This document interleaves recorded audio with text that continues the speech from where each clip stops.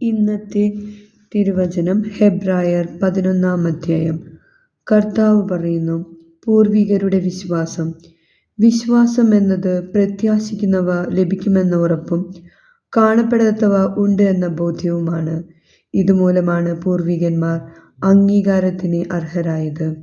ദൈവത്തിന്റെ വചനത്താൽ ലോകം സൃഷ്ടിക്കപ്പെട്ടെന്നും കാണപ്പെടുന്നവ കാണപ്പെടാത്തവയിൽ നിന്നുണ്ടായി എന്നും വിശ്വാസം മൂലം നാം അറിയുന്നു. വിശ്വാസം മൂലം ആബേൽ കായീനിനേക്കാൾ ശ്രേഷ്ഠമായ ബലി ദൈവത്തിന് സമർപ്പിച്ചു. അതിനാൽ അവൻ നീതിമാനായി അംഗീകരിക്കപ്പെട്ടു. അവൻ സമർപ്പിച്ച കാഴ്ചകളെക്കുറിച്ച് ദൈവം തന്നെ സാക്ഷ്യം നൽകി.